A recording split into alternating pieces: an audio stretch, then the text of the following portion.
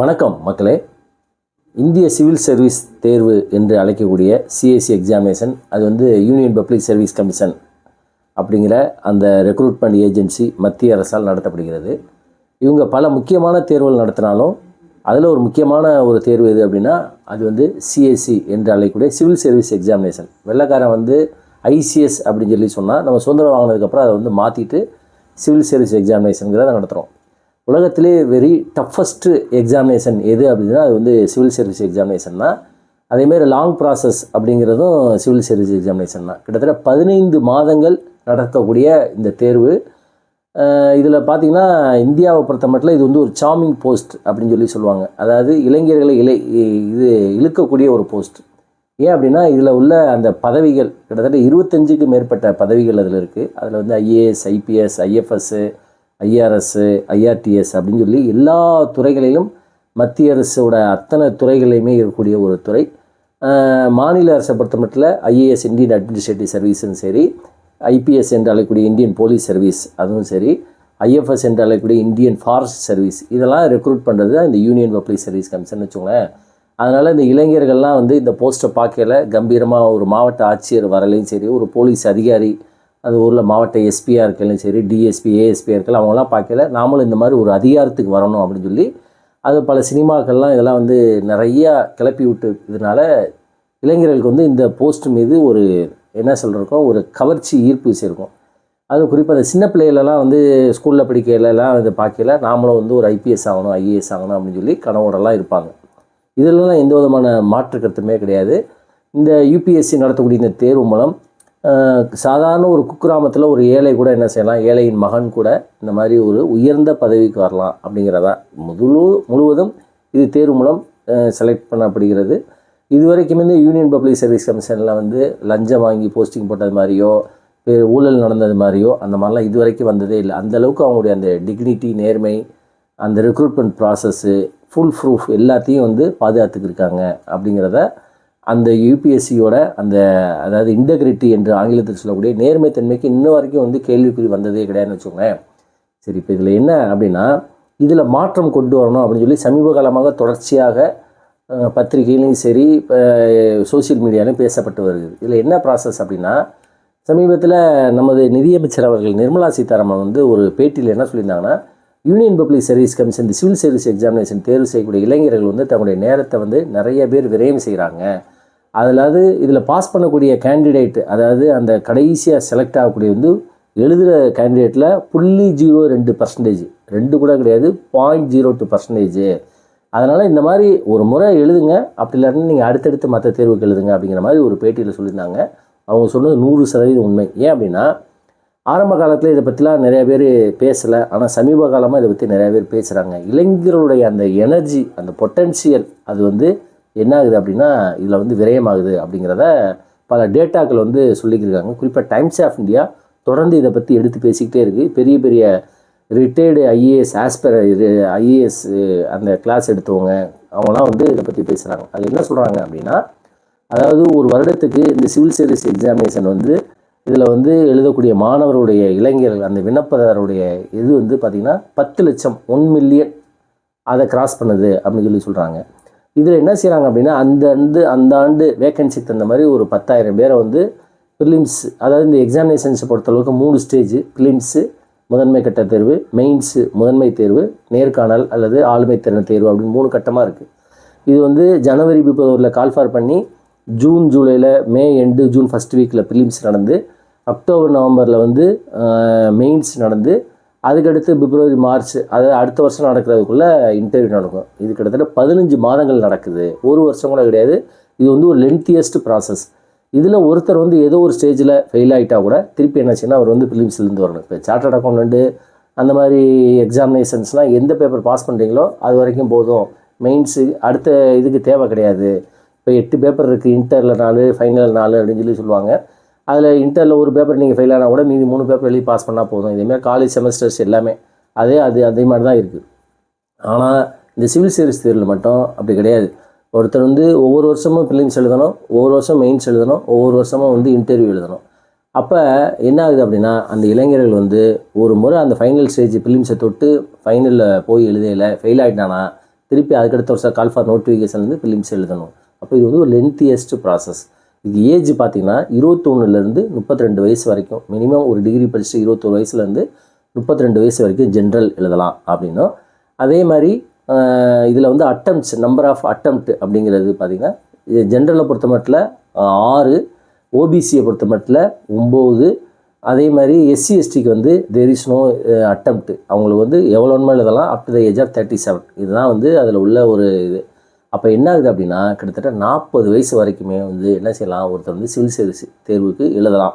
அப்போ 40 வயசுக்கு மேலே அவர் பாஸ் பண்ணிட்டாருன்னா பிரச்சனை கிடையாது. அதே சமயத்தில் 40 வயசுக்கு மேலே அவர் ஃபெயில் ஆகிட்டார், எல்லா அட்டம்ப்ட்டுமே எக்ஸாஸ்டட் அப்படின்னா அதுக்கடுத்து அவர் என்ன செய்வார் அப்படின்னு சொல்லி ஒரு மிகப்பெரிய கேள்விக்குறி வருது. அதாவது ஒருத்தர் வந்து ஒரு 21 வயசுலேருந்து அல்லது ஒரு 25 வயசுலேருந்து பொட்டன்ஷியலாக ஒரு எக்ஸாமினேஷன் தயாராகி அட் த டைம் ஆஃப் 40 ஏஜில் அவருக்கு வந்து ஒன்றுமே கிடைக்கல அப்படின்னா அடுத்து அவர் வந்து என்ன செய்வார், ஒன்றுமே செய்ய முடியாது. அவர் என்ன செய்வார், இன்னொரு கோச்சிங் கிளாஸ் நடத்துவார், அல்லது ஒரு கோச்சிங் கிளாஸில் போய் ஃபேக்கல்ட்டியாக ஒர்க் பண்ணிவிட்டு கடைசி வரைக்கும் அவருடைய வாழ்க்கையில் வந்து ஒரு மிகப்பெரிய மாற்றம் ஏற்படாது. அப்படிங்கிறத பற்றி தான் நிறையா பேர் பேசிக்கிருக்காங்க. அப்போ இதுக்கு என்ன தான் சார் தீர்வு அப்படின்னா, இந்த மாற்றம் வந்து 2010 தான் வந்துச்சுன்னு வச்சுக்கோங்களேன். 10-11 மன்மோகன் சிங் பீரியடில் வந்து ஒரு மாற்றத்தில் சிவில் சர்வீஸில் மாற்றத்தை கொண்டு வரணும். எப்பயுமே ஒரு 10 வருஷத்துக்கு 15 வருஷத்துக்கு முன்னாடி நிறைய மாற்றங்கள் கொண்டு வருவாங்க. பேட்டர்ன்லேயும் சரி, இந்த சிசாட்லாம் கொண்டு வந்தது 2010 தான். அப்போ என்ன மாற்றம் கொண்டு வந்தாங்கன்னா, இந்த நம்பர் ஆஃப் அட்டம்ப்ட் இயர்லியராக வந்து என்ன இருந்துச்சுன்னா ஜென்ரலுக்கு 4ஆகவும், ஓபிசிக்கு 7ஆகவும், எஸ்சி எஸ்டிக்கு 10ஆகவும் இருந்துச்சு. அதை அப்படியே என்ன செஞ்சாங்க, மாற்றி இப்போ உள்ளது மாதிரி ஜென்ரலுக்கு வந்து 6ஆகவும், ஓபிசிக்கு வந்து 9ஆகவும், எஸ்சி எஸ்டிக்கு நோ லிமிட் அப்படிங்கிற மாதிரி கொண்டு வந்தாங்க. இது கொண்டு வந்தது வேணால் அந்தந்த கேண்டிடேட்டுக்கு அந்த வெர்ஜில் உள்ளவங்களுக்கு யூஸ்ஃபுல்லாக இருக்கும் இல்லையா.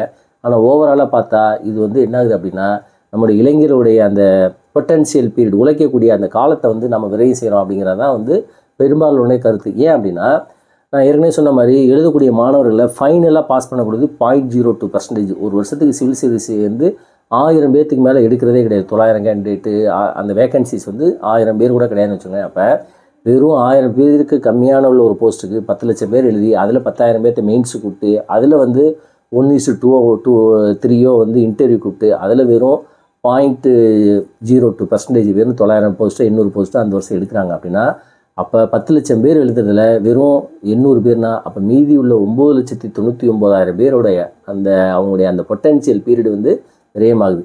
இப்போ வந்து எழுதுகிற எல்லா கேண்டிடேட்டுமே வந்து முழு நேரம் எழுத போகிறது கிடையாதுன்னு வச்சுக்கோங்களேன். பாதி பேர் சும்மா எழுதுவாங்க, பாதி பேர் வந்து சும்மா அதாவது யாராவது சொன்னாங்க எழுதுவாங்க, வேலை பார்த்துட்டு எழுதுவாங்க, சும்மா நேம் சேக் எழுதுவாங்க. அப்படிலாம் கூட இருந்தால் கூட அதில் வந்து ஒரு 5 லட்சம் பேரை கழிச்சிட்டா கூட மீதி 5 லட்சம் பேர் வந்து என்ன செய்கிறாங்க, முழு நேரம் அந்த இளைஞர்கள், குறிப்பாக 21 வயசுலேருந்து 40 வயசுக்குள்ள இளைஞர்கள் முழுவதும் அவன் என்ன செய்கிறான் அப்படின்னா இந்த தேர்வுக்காக தயாராகி தன்னுடைய நேரத்தையும் பொழுதையும் எனர்ஜியும் வேஸ்ட் பண்ணுறான் அப்படிங்கிறதான் பல பேருடைய குற்றச்சாட்டு. இதில் என்ன இருக்குது, நல்ல விஷயம் தானே. நம்ம வந்து நான் ஒரு உயர்ந்த பதவிக்கு போகிறதுக்கு அப்படின்னு சொல்லி நினைக்கலாம். இதில் அந்த கேண்டிடேட் வந்து பாஸ் ஆகி உள்ளே போயிட்டால் பிரச்சனை கிடையாது. ஆனால் ஃபெயில் ஆகிட்டான் அப்படின்னா அதுக்கடுத்து அவன் லைஃப் வந்து ஒரு மிகப்பெரிய கேள்விக்குறியாகுது. அதுக்கு வந்து சிறந்த படம் சமீபத்தில் ஹிந்தியில் வந்து 12th ஃபெயில் அப்படிங்கிற ஒரு படம் வந்து ஒரு மிகப்பெரிய ஐ ஓப்பனிங்காக இருந்துச்சு அப்படின்னு சொல்லி சொல்லுவாங்க. அது வந்து உண்மையாகவே ஒரு ஐபிஎஸ் ஆஃபீஸருடைய ஒரு ஆஸ்பிரண்ட் அவருடைய அந்த கதை தான் அதுன்னு வச்சுக்கோங்களேன். அந்த படத்துலேயே பல இடத்துல காமிச்சிருப்பாங்க. அப்போ இந்த சிவில் சர்வீஸ் தேர்வில் பார்த்திங்கன்னா முகர்ஜி நகர் டெல்லியில், அடுத்து ஓல்டு ராஜேந்திர நகர், இதுதான் வந்து ஹப்பு அப்படின்னு சொல்லி சொல்லுவாங்க.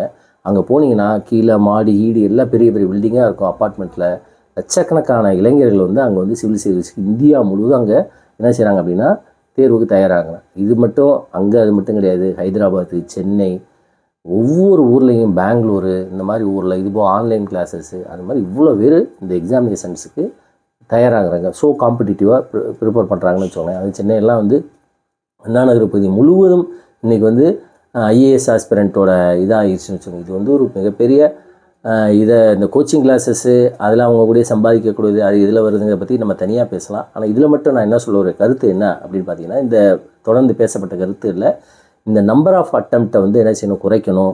அதே மாதிரி வந்து அந்த ஏஜுங்கிறத மாற்றணும் அப்படிங்கிறத நிறைய கோரிக்கையாக வருது. ஏன் அப்படின்னா, இப்போ 40 வயசில் ஒருத்தர் வந்து ஒரு ஓபிசி கேண்டிடேட் வந்து அவர் வந்து 9 அட்டம்ப்டை பயன்படுத்தி ஜெயிக்கிறாரு அப்படின்னா, அவர் 41 வயசில் வந்து 2 வருஷம் ட்ரைனிங் முடிஞ்சு 42 வயசில் அவர் வந்து ஒரு ஐஏஎஸ்ஸாவோ இல்லை ஒரு போஸ்ட்டாக போனோன்னா அவர் வந்து மினிமம் 18 வருஷம் தான் வந்து அவர் சர்வீஸ் போட முடியும். அப்போ அவரால் வந்து கிட்டத்தட்ட அவர் வந்து ஒரு ஹாஃப் ஆஃப் த ஏஜை வந்து கிராஸ் பண்ணிட்டார்னா அவரால் அந்த அளவுக்கு ஒரு 21 வயசில் ஒருத்தன் வந்து பாஸ் ஆகி வரவனை காட்டலாம் இவருடைய கெப்பாசிட்டி கம்மியாக இருக்கும் அப்படின்னு சொல்கிறாங்க. அதனால் என்ன சொல்கிறாங்க அப்படின்னா, இந்த நம்பர் ஆஃப் அட்டெம்ப்ட், அதாவது இந்த 6, 9 அன்லிமிட்டட் இருக்குது பார்த்தீங்களா, இதை வந்து குறைக்கணும் அப்படிங்கிறது ஒரு கூற்றாக இருக்குது. ஏஜை வந்து இப்போ உள்ள இந்த 32, அதே மாதிரி வந்து ஓபிசிக்கு வந்து பார்த்திங்கன்னா 35, எஸ்சி எஸ்டிக்கு 37 இப்படிங்கிற இந்த ஏஜையும் மாற்றிட்டு மினிமமாக 30க்குள்ளே கொண்டு வரணும் அப்படிங்கிறதும், ரொம்ப அதிகமான வாய்ப்புகளும் அதிகமான ஏஜ் கொடுக்கக்கூடாது. இது வந்து இளைஞர்களை வந்து அதிக நேரம் இந்த எக்ஸாமினேஷன்ஸில் இது பண்ணி அவங்களுடைய அதாவது அவங்கள வந்து அவைல் பண்ணுறதுக்கான அந்த அவைலபிலிட்டி சான்சஸை கொடுத்து அவங்களுடைய அந்த பொட்டன்ஷியல் பீரியடை லாஸ் பண்ணக்கூடாது அப்படிங்கிற கருத்து நிலவுகிறது.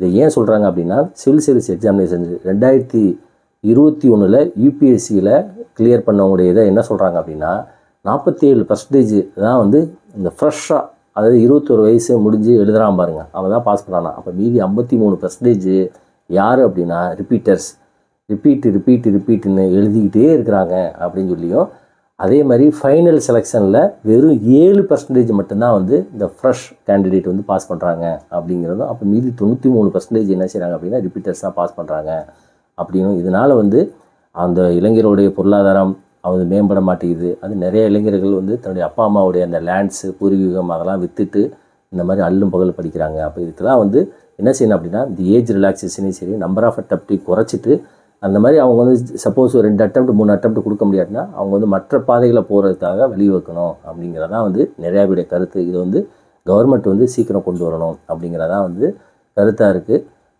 இது என்ன, இது எப்படி போகுது அப்படிங்கிறத இப்போ தான் பேசியிருக்காங்க.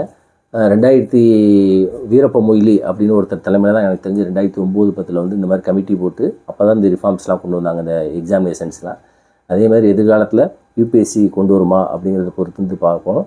ஒரு பிரச்சனை வந்து எல்லாரும் பேசப்பட்டால் அதற்கு வந்து தீர்வு வந்து இதுதான். ஆனால் இவங்க சொல்கிற கருத்துக்கள் எல்லாமே வந்து உண்மையாக தான் இருக்குது அப்படிங்கிறத பார்க்க முடியுது. இதை பற்றி உங்களுடைய கருத்துக்களை கண்டிப்பாக கமெண்ட் பண்ணுங்கள். தொடர்ந்து பேசுவோம். நன்றி, வணக்கம்.